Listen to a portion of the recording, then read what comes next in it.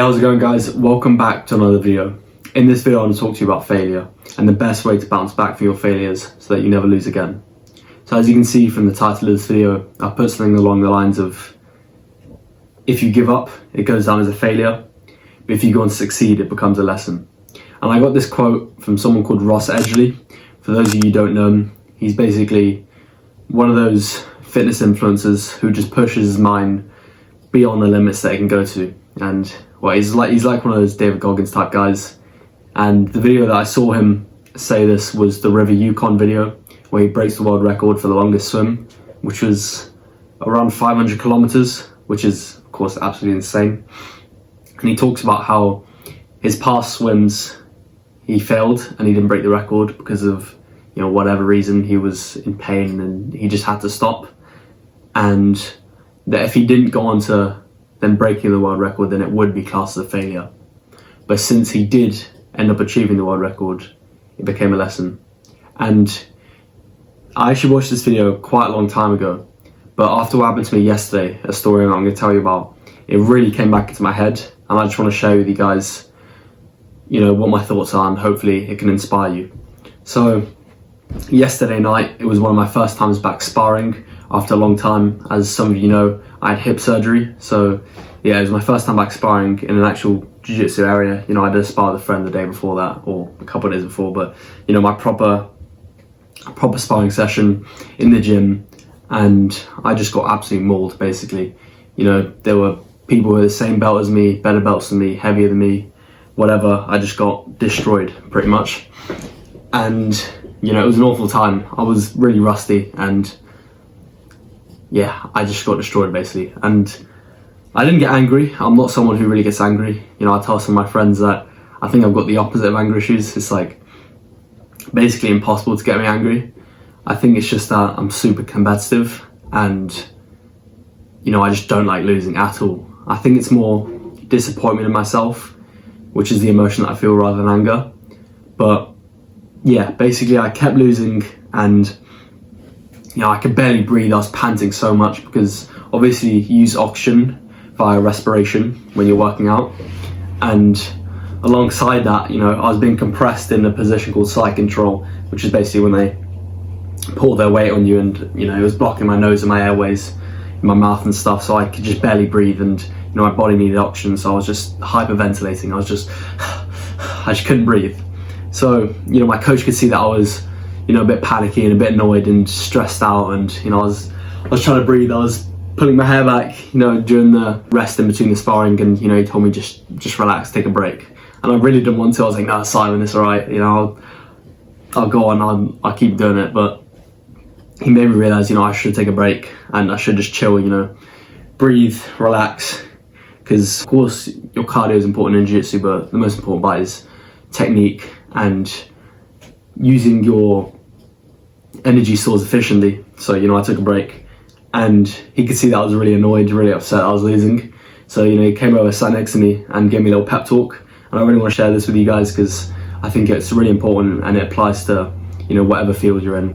You know, he's telling me it's alright, you know, you've been injured, it's your first session back, you know, you keep improving.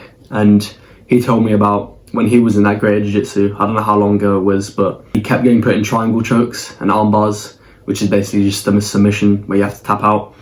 And he told me about, you know, he'd go to the session and he would get put in submissions, you know, 20 times a session. But then after that, he decided, you know, I've got to learn from this. So he practiced, and he practiced. He watched videos, he learned from it. So the next lesson, it was 15 times. After that, he practiced again, and it went down to 12. After that, it went down to 7. And eventually, he became better than the people he was getting submitted by, or at least he was able to just defend himself. And, you know, this really calmed me down because it kind of just made me more comfortable with myself losing. Now, that doesn't mean to say that I was happy with myself losing. I was, you know, satisfied, because that's just not the truth. But it helped me get myself into a state of mind that, you know, you haven't lost, you haven't failed. You know, it's just training. You know, it's fine. That's when you're supposed to lose, because that's where you're going to learn. So, as he said, he practiced, and eventually he was able to combat these failures. So now I want to move on to the part where I help you guys exactly combat these failures and how to learn from them.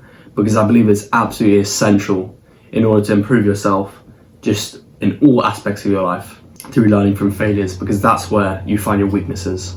And when you can enter a state where you have no weaknesses, or maybe your weaknesses aren't visible, that's where you want to be. I mean, I'm not saying you should never have any flaws, but in places in your life where you want to be the best version of yourself, diminishing your weaknesses and maximizing your strengths are so important. So let's get into it. The first thing I want to talk to you guys about is making these goals achievable. If you set your goals way too high, of course this is good, they say, you aim for the stars and you get to the moon, whatever the quote is. Of course you want to aim high, you want to be the best version of yourself, but if you aim too high, you'll potentially become unmotivated and feel like you're not getting any results. So as he said, he went from 20 down to 15, down to 12, 8, whatever it was. It just kept going down. So make sure your goals are specific. For me to say that I'm going to get submitted 20 times and then it goes down to 0 next lesson is just false. It's not going to happen. These guys have been training for years. They're older than me, heavier than me. It won't happen. So what you've got to do is, whatever you're doing, it doesn't have to be jiu-jitsu. However, I do think jiu-jitsu is a great sport to understand how to combat failures, and obviously there are so many other benefits. But so setting yourself an achievable goal is extremely important, because once you've achieved that goal, it makes you hungry for more. So that's the one tip I'll give you guys to not get unmotivated and to maximize your performance. The second tip I'm going to give you is to make it specific. You need to set yourself specific goals. Now, this doesn't just mean going down by a specific number of submissions that I would get beat by, but you've got to look at the exact way that you're losing, your exact weakness, and learn the precise way that you're going to combat this. So for example, I'm getting put in triangles. I've got to look at the exact way I can get out of this. And this is extremely important, because although it's obvious that you shouldn't work on something that you don't really need help with, I think it's essential to keep into your mind that you've got to work on these specific moves and not go down a rabbit hole and try to do everything in one day, because it's not going to happen. You've got to look at exactly where you need to work on and just surround your whole life around that for the next week or however long you need to. So for example, for me, next time I want to go to jiu-jitsu, I'm going to have to take a bit of a rest because my hip's not used to this, going straight into this. But during this time, I'm going to watch videos. I want to find some sweeps. I want to find some way to get out of this. The triangle choke, for example, I've got to find the specific techniques to get out of this, and that's the best way I'm going to maximize my performance and ensure that I continuously not getting caught in these chokes and submissions. And the third thing that I want to tell you guys is look for advice, seek advice from professionals. So for me, in my case, would be talking to my coach and asking him for advice on exactly how I can combat these techniques and how I can improve. Because if you keep, and this can be very common, you fail and you want to just keep everything to yourself. You don't want to admit that you've lost, and you just want to keep everything to yourself. And that's not good, because if you keep everything to yourself, not fully taking accountability. So that's the one problem by not opening up to anyone. And the second reason, if you're not seeking professional advice, you're not going to get the best advice out there. If you're failing in a test in school, you're not doing well in a subject, the best person you can talk to is your teacher, because they've been through this. They know exactly the techniques, the exam technique, the exact way to get through it, and the strategies you can implement in order to combat these failures. So that is the key advice I'll give you. Rather than just closing your mind off, try to focus doing it all on your own, you've got to seek professional advice. And the fourth and final tip I'll give you is creating a routine in which you can implement all of these tips and techniques that I've given you. So it can either be weekly or daily, whichever way suits you. It depends how much work you need to do. So for example, for me, Monday, I'm going to work on my defense. Then Tuesday, since these guys are a lot stronger than me, I've got to work on getting stronger. So I'm going to do strength and conditioning. Wednesday, I want to work on potentially my own submissions in positions where they frequently get me in. And this is just an example. This might not be exactly what I'm going to do, but is essential in my opinion to create a routine and also add an endpoint to this routine. So this is sort of a two-parter. You've got to have an endpoint to your routine and have a routine. Having an endpoint will provide you an incentive to complete the goals that you've set yourself. So by the end of this routine, you should have reached you know, you're only getting submitted 5 times rather than 20.